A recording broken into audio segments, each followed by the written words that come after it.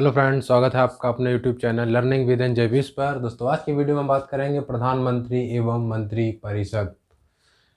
ये हमारे भारतीय संविधान का बहुत ही महत्वपूर्ण टॉपिक है, तो इसको कायदे से पढ़ेंगे पूरा एक एक करके। तो ये सारे पॉइंट हमने लिख रखे हैं, आप पहले इसका एक स्क्रीनशॉट ले लीजिए, फिर हम आपको एक एक करके सारे पॉइंट समझाते हैं। ठीक है, तो प्रधानमंत्री एवं मंत्री परिषद, इसकी बात किसमें की गई है? इसकी बात की गई है भारतीय संविधान के भाग 5, जिसमें संघ की बात की गई है।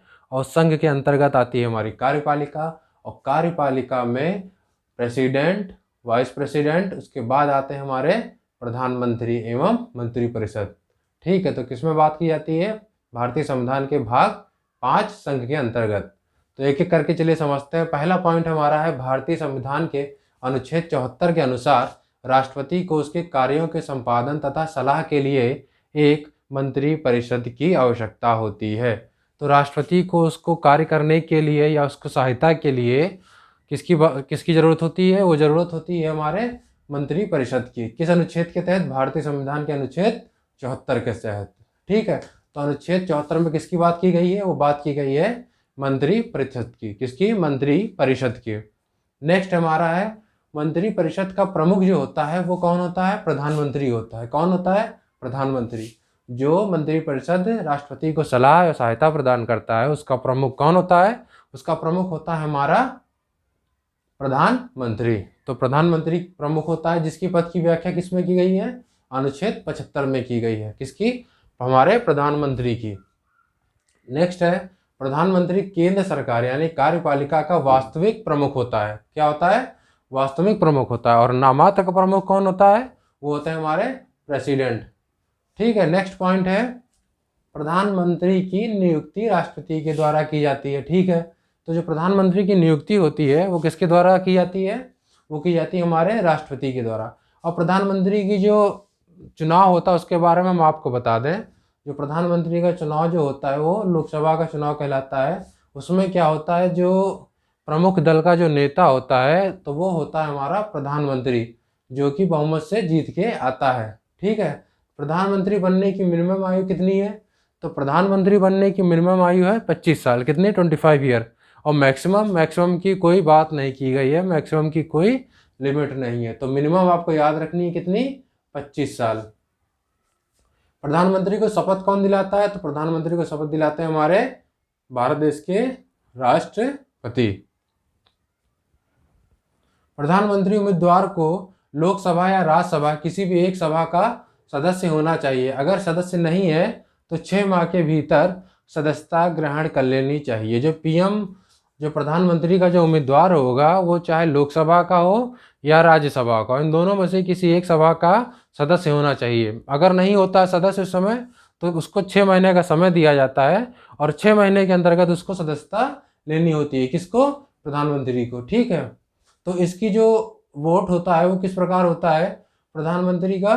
तो वो आपको बता दें, 50% ऑफ टोटल वोट। जो हमारे टोटल वोट होंगे उसका 50% +1। कितना? 50% जो टोटल वोट होंगे उसका 50% +1। इतना इसको चाहिए होता है चुनाव जीतने के लिए। किसको? पीएम बनने के लिए। नेक्स्ट है सैलरी। सैलरी क्या होती है? वेतन क्या होता है पीएम का? ये होता है, प्रधानमंत्री के पद के लिए अलग से कोई विशेष वेतन की आवश्यकता नहीं होती है। उसे अन्य सांसदों की तरह ही वेतन मिलेगा, परंतु कुछ विशेष भत्तों के साथ। ठीक है, जो प्रधानमंत्री का जो सैलरी या वेतन होता है वह कोई अन्य विशेष नहीं होती है, वह उसी तरह होती है जैसे सांसदों की होती है। लेकिन इनके कुछ भत्ते होते हैं जिसकी जो है सैलरी जो है 1,60,000 के आसपास हो जाती है। कितनी? 1,60,000 के आसपास। किसकी? हमारे प्रधानमंत्री की। और प्रधानमंत्री त्यागपत्र किसको देते हैं? ये त्यागपत्र देते हैं राष्ट्रपति को। शपथ कौन दिलाता है? राष्ट्रपति। और त्यागपत्र किसको देते हैं? राष्ट्रपति को। तो याद रखना है, शपथ कौन दिलाएगा? राष्ट्रपति जी दिलाएंगे। और त्यागपत्र कौन लेगा? राष्ट्रपति लेंगे। और नियुक्ति कौन करता है? हमारे प्रेसिडेंट, भारत के प्रेसिडेंट करते हैं। किसकी? प्रधानमंत्री की नियुक्ति। प्रधानमंत्री क्या होता है? हमारे लोकसभा में बहुमत दल का नेता, जो बहुमत से जीत के आता है उसका नेता। नेक्स्ट है, अविश्वास प्रस्ताव लाने के लिए लोकसभा के कम से कम 50 सदस्यों का समर्थन की आवश्यकता होती है। ठीक है, अविश्वास प्रस्ताव जो है उसको लाने के लिए लोकसभा के कम से कम, पहली बात तो ये किस में लाया जाता है, ये लाया जाता है लोकसभा। और लोकसभा की बात की गई है भारतीय संविधान के अनुच्छेद 81 में। किसमें? 81 में किसकी बात की गई है? हमारी लोकसभा की। तो अगर किसी प्रधानमंत्री के खिलाफ अविश्वास प्रस्ताव लाना है तो उसको लोकसभा के कम से कम 50 सदस्यों का समर्थन चाहिए होगा। कितना चाहिए होगा? 50 सदस्यों का कम से कम समर्थन चाहिए होगा, तब वो जाके अविश्वास प्रस्ताव पारित हो पाएगा। और हमारे एकमात्र ऐसे प्रधानमंत्री रहे हैं जिनके खिलाफ अविश्वास प्रस्ताव वो जारी हुआ है, वो हैं विश्वनाथ प्रताप सिंह, वीपी सिंह। कौन है? विश्वनाथ प्रताप सिंह या वीपी सिंह। ये इंपॉर्टेंट है, इसको आप ध्यान रखिएगा। नेक्स्ट है, कोई भी सदस्य एक ही समय पर लोकसभा या राज्यसभा का सदस्य नहीं हो सकता। तो ठीक है, बात सही है। एक ही टाइम पर आप लोकसभा और राज्यसभा दोनों के सदस्य नहीं हो सकते हैं। एक टाइम पर आप एक की सदस्यता लेंगे, चाहे आप लोकसभा की ले लें चाहे आप राज्यसभा की ले लें। राज्यसभा की सदस्यता लेने के लिए कितनी चाहिए मिनिमम? वो चाहिए 30 साल। कितनी? 30 ईयर। और लोकसभा की 25। तो अगर प्रधानमंत्री राज्यसभा से आता तो कितनी होनी चाहिए उसकी उम्र? 30। नेक्स्ट है, यदि पीएम अपने पद से इस्तीफा देता है तो पूरी मंत्रिपरिषद बर्खास्त मानी जाएगी। अगर प्रधानमंत्री अपने पद से इस्तीफा दे देते हैं तो जो उनकी पूरी मंत्रिपरिषद है वो क्या मानी जाएगी? बर्खास्त मानी जाएगी। तो इसको आप ध्यान रखिएगा। नेक्स्ट है, पीएम के कार्य एवं उनकी शक्तियाँ। तो ये किसके अंतर्गत आती हैं? वो आती हैं आर्टिकल 78। इसमें क्या है? राष्ट्रपति के प्रति पीएम के कर्तव्यों की व्याख्या की गई है। किसकी? राष्ट्रपति के प्रति पीएम के कर्तव्यों की व्याख्या की गई है। किसमें? अनुच्छेद 78 में। तो पहला क्या है प्रधानमंत्री का कार्य, वो देख लेते हैं। पहला है मंत्रिपरिषद की बैठक बुलाना तथा उसकी अध्यक्षता करना। पीएम की सलाह पर राष्ट्रपति मंत्रियों को मंत्रालय अलॉट करता है। ठीक है, तो क्या करता है? मंत्रिपरिषद की जो बैठक है वो कौन बुलाता है? वो प्रधानमंत्री बुलाते हैं तथा उसकी अध्यक्षता करते हैं। और नेक्स्ट है, प्रधानमंत्री की सलाह पर राष्ट्रपति क्या करते हैं? मंत्रियों को मंत्रालय अलॉट करते हैं। कौन? हमारे राष्ट्रपति। किसकी सलाह पर? प्रधानमंत्री की सलाह पर। और मंत्रिपरिषद की बैठक कौन बुलाता है और उसकी अध्यक्षता कौन करता है? वो करते हैं हमारे पीएम। नेक्स्ट है, राष्ट्रपति द्वारा जो पद नियुक्त किए जाते हैं उन पदों की नियुक्ति हेतु सलाह देना। क्या है? राष्ट्रपति द्वारा जो पद नियुक्त किए जाते हैं उन पदों की नियुक्ति हेतु राष्ट्रपति को सलाह देना। राष्ट्रपति के द्वारा जो पद नियुक्त किए जाते हैं मंत्रियों को, उनको बताना ये प्रधानमंत्री का कार्य होता है कि किस मंत्रालय को किस मंत्री को देना है। ये किसका काम होता है? हमारे पीएम का काम होता है। लेकिन अलॉट कौन करता है? वो हमारे राष्ट्रपति जी करते हैं। नेक्स्ट है, प्रधानमंत्री के द्वारा योजनाएं एवं विकास संबंधी कार्य। कौन कौन से योजनाएं एवं विकास संबंधी कार्यों की सूचना समय समय पर किसको प्रोवाइड करानी पड़ती है? वो हमारे राष्ट्रपति को देनी पड़ती है। कौन देता है? प्रधानमंत्री। और प्रधानमंत्री क्या होता है? नीति आयोग का अध्यक्ष होता है और राष्ट्रीय विकास परिषद के अध्यक्ष के रूप में भी कार्य करता है। तो दो आपको याद रखने हैं, ये इंपॉर्टेंट है। नीति आयोग के अध्यक्ष और राष्ट्रीय विकास परिषद के अध्यक्ष के रूप में कौन कार्य करता है? हमारे पीएम। नेक्स्ट है, लोकसभा का विघटन संबंधी परामर्श राष्ट्रपति को देना। किसका काम होता है? ये लोकसभा को विघटन करना है। ये तो राष्ट्रपति के द्वारा होता है, लेकिन इसका परामर्श कौन देगा? वो देंगे हमारे पीएम। कौन देगा? पीएम। और आखिरी है, देश की जनता द्वारा जो भी सवाल या क्वेश्चंस पूछे जाते हैं उसके प्रति उत्तरदायित्व किसका होता है? उसके प्रति उत्तरदायित्व हमारे प्रधानमंत्री का होगा, क्योंकि जनता के द्वारा वो चुने जाते हैं। जनता के द्वारा उनके दल को बहुमत प्राप्त होता है और उस पूरे दल के द्वारा प्रधानमंत्री बनाए जाते हैं, उसमें से कोई एक। ठीक है, नेक्स्ट है, मंत्रिपरिषद सामूहिक रूप से लोकसभा के प्रति उत्तरदायी होता है। किसके प्रति? मंत्रिपरिषद सामूहिक रूप से लोकसभा के प्रति उत्तरदायित्व होता है। ये किसके अनुसार है? अनुच्छेद 75(3) के अनुसार तथा व्यक्तिगत रूप से राष्ट्रपति के प्रति उत्तरदायित्व होता है। ठीक है, जो मंत्रिपरिषद होता है वो सामूहिक रूप से तो लोकसभा के प्रति उत्तरदायी होगा, लेकिन व्यक्तिगत रूप से राष्ट्रपति के। ये किसके अनुच्छेद की बात की गई है? ये की गई अनुच्छेद 75(3) के अंतर्गत। तो 3 अनुच्छेद आपको याद रखने हैं। कौन कौन से? 74, 75, 73, 75 का 3, लास्ट 78।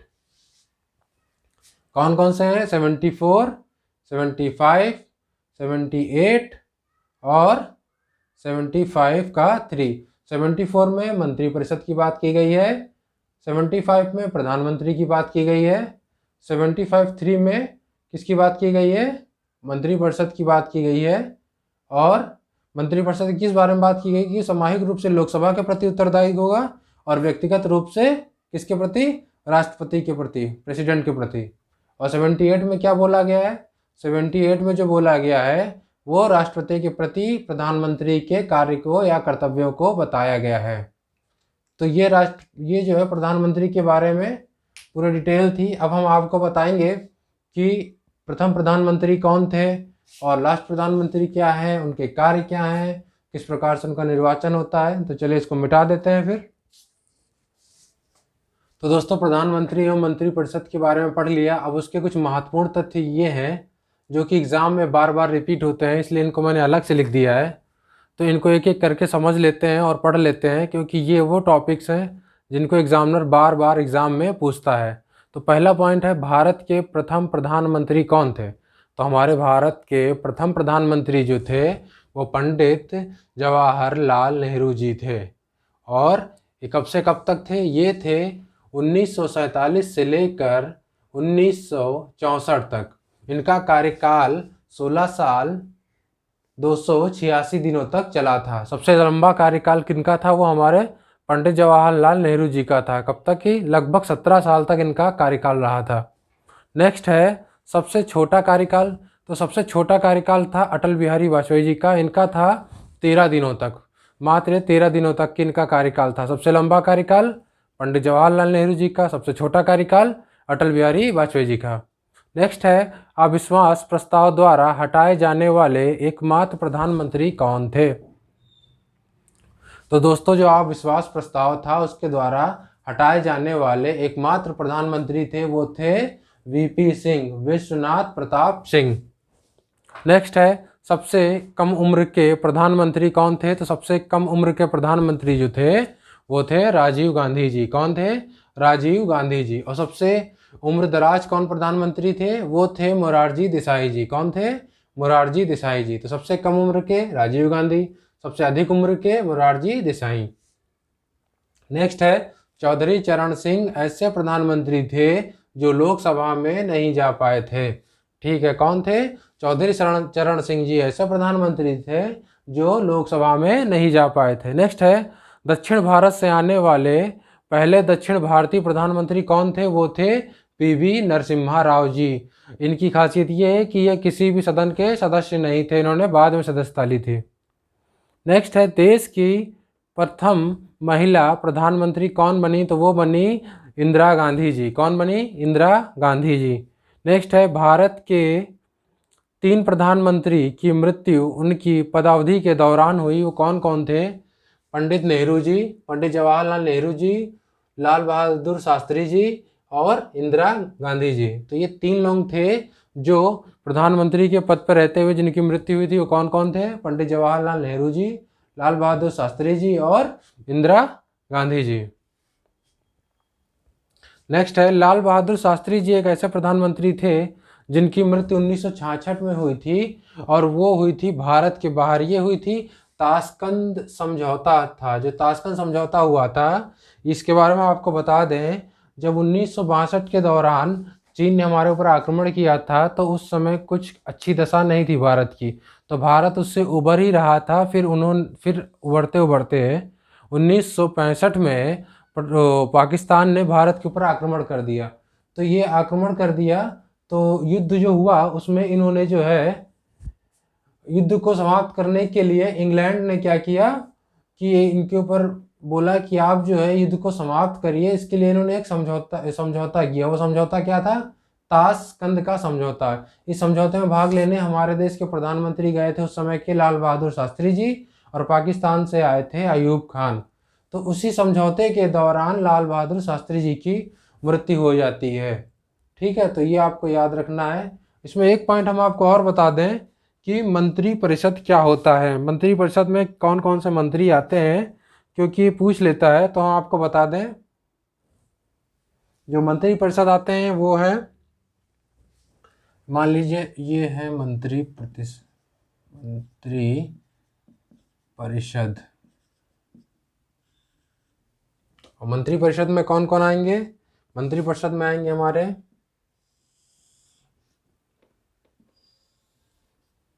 पहले कौन से हैं? पहले हैं केंद्रीय मंत्री,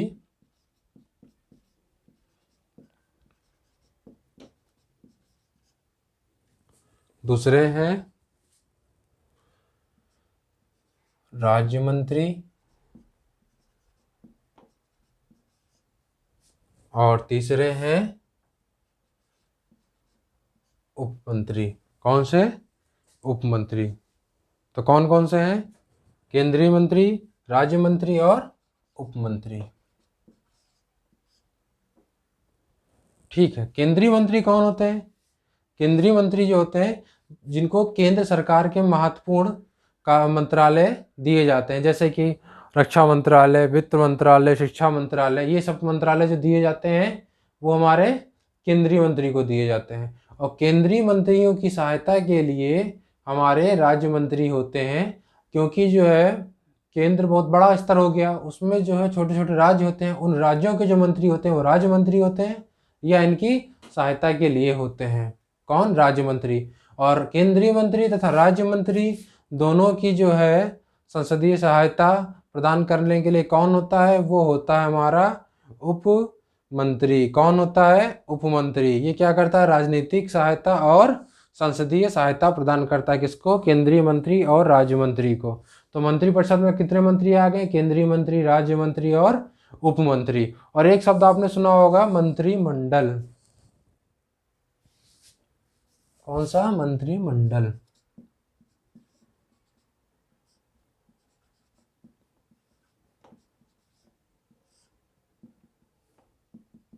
मंत्रिमंडल में कौन आता है? मंत्रिमंडल में आते हैं हमारे कैबिनेट मंत्री और पीएम, हमारे प्रधान मंत्री। कौन कौन आता है? केंद्रीय मंत्री या कैबिनेट मंत्री और हमारे प्रधानमंत्री। ये क्या करते हैं? वीक में एक बार बैठक करते हैं सरकारी कार्य के निर्णय के लिए। किसमें? एक बार ये बैठक करते हैं। कौन? केंद्रीय मंत्री और पीएम। इसको क्या बोलेंगे? मंत्रिमंडल। और मंत्रिपरिषद में कौन आते हैं? केंद्रीय मंत्री, राज्य मंत्री और उप मंत्री। तो ये क्या हो गया? मंत्रिपरिषद। तो चलिए इसको आप लोग जो है स्क्रीनशॉट ले लीजिए। और एक और हम आपको बता देते हैं, जो मंत्रिपरिषद का जो आकार होता है वो होना चाहिए लोकसभा का 15% सदस्य होने चाहिए। किसमें? मंत्रिपरिषद में। किसके? लोकसभा के 15% सदस्य होने चाहिए। और एक और टॉपिक, आप एक और पॉइंट लिख लीजिए, इधर इधर लिखे दे रहा हूं।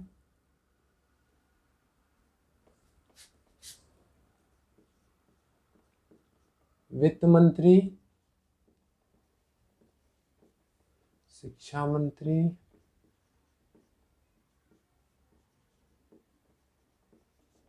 और कानून मंत्री।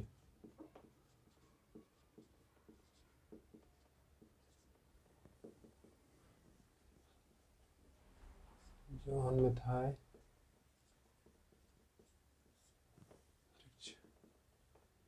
अब्दुल डॉक्टर